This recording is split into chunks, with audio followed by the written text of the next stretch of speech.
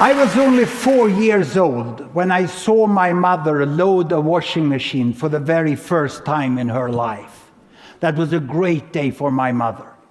My mother and father had been saving money for years to be able to buy that machine. And the first day it was going to be used, even Grandma was invited to see the machine. And Grandma was even more excited.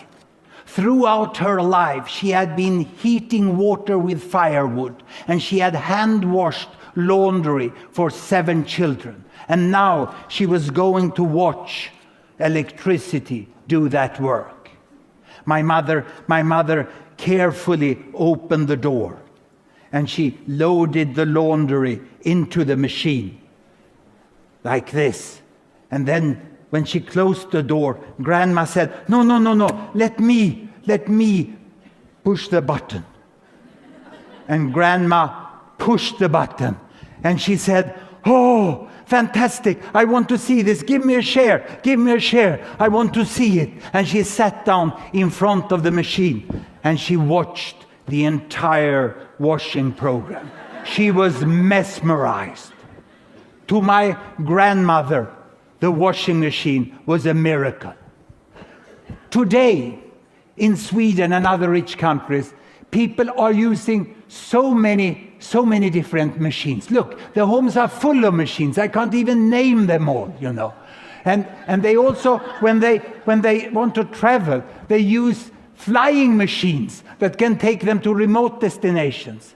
And yet in the world, there are so many people who still heat the water on fire, and they cook their food on fire. Sometimes they don't even have enough food. And they live below the poverty line. There are 2 billion fellow human beings who live on less than $2 a day. And the richest people over there, that's 1 billion people, and they live above what I call the airline. Because they have spent more than $80 a day, you know, on their consumption. But this is just 1, 2, 3 billion people. And obviously there are 7 billion people in the world. So there must be 1, 2, 3, 4 billion people more who live in between the poverty line and the airline. They have electricity. But the question is, how many have washing machines? I've done a scrutiny of market data, and I found that indeed the washing machine has penetrated below the airline, and today there's an additional 1 billion people up there who live above the wash line. And they consume for more than $40 per day. So 2 billion have access to washing machine, and the remaining 5 billion, how do they wash? Or to be more precise, how do most of the women in the world wash? Because it remains a hard work for women to wash. They wash like this, by hand. It's a hard, time-consuming labor which they have to do for hours every week. And sometimes they also have to bring water from far away to do the laundry at home. Or they have to bring the laundry away to a stream far off. And they want the washing machine. They don't want to spend such a large part of their life doing this hard work with so relatively low productivity. And there's nothing different in their wish than it was from my grandma. Look here, 2 generations ago in Sweden, picking water from the stream, heating with firewood, and washing like that. They want the washing machine in exactly the same way. But when I lecture to environmentally concerned students, they tell me, no, everybody in the world cannot have cars and washing machines. How can we tell this woman that she ain't going to have a washing machine? And then I ask my students, I've asked them over the last 2 years, I've asked, how many of you doesn't use a car? And some of them proudly raise their hand, you know, and say, I don't use a car. And then I put the really tough question. How many of you hand wash your jeans and your bed sheet? And no one raised their hand. Even the hardcore in the green movement use washing machine. So how come something that everyone used and they think others will not stop it? What is special with this? I had to do an analysis about the energy use in the world. Here we are. Look here. You see the 7 billion people up there? The air people, the wash people, the bulb people, and the fire people. One unit like this is an energy unit of fossil fuel, oil, coal, or gas. That's what most of the electricity and the energy in the world is. And it's 12 units used in the entire world. And the richest 1 billion, they use 6 of them. Half of the energy is used by 1/7 of the world population. And these ones who have washing machine, but not the house full of other machines, they use 2. And this group use 3, 1 each. And they just have electricity, and over there they don't even use 1 each of them. That makes 12 of them. But the main concern for the environmentally interested students, and they are right, is about the future.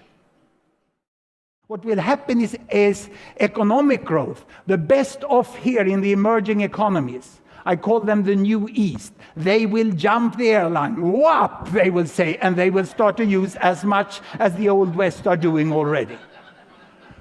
And these people, they want the washing machine. I told you, they'll go there, and they will double the energy use, and we hope that the poor people will get into the electric light, and they will get 2-child family, will have a stop in population growth, but the total energy consumption will increase to 22 units. And these 22 units, still the richest people use most of them. So what's needed to be done? Because the risk, the high probability of climate change is real. It's real. Of course, they must be more energy efficient. They must change behavior to some way. They must also start to produce green energy, much more green energy. But until they have the same energy consumption per person, they shouldn't give advice to others what to do and what not to do. Here we can get more green energy all over. This is what we hope may happen. It's a real challenge in the future. But I can assure you that this woman in the favela in Rio, she wants a washing machine. She's very happy about her Minister of Energy that provided electricity to everyone. So happy that she even voted for her, And she became Dilma Rousseff, the president-elect of one of the biggest democracies in the world, moving from Minister of Energy to president. If you have democracy, people will vote for washing machines. They love them. And what's the magic with them? My mother explained the magic with this machine the very, very first day. She said, "Now, Hans, we have loaded the laundry. The machine will make the work. And now we can go to the library." Because this is the magic. You load the laundry, and what do you get out of the machine? You get books out of the machines. Children's books. And mother got time to read for me. She loved this. I got the ABC. This is why I started my career as professor, when my mother had time to read for me. And she also got books for herself. She managed to study English and learn that as a foreign language. And she read so many novels, so many different novels here, And we really loved this machine. And what we said, my mother and me, thank you, industrialization. Thank you, steel mill. Thank you, power station. And thank you, chemical processing industry that gave us time to read books. Thank you very much.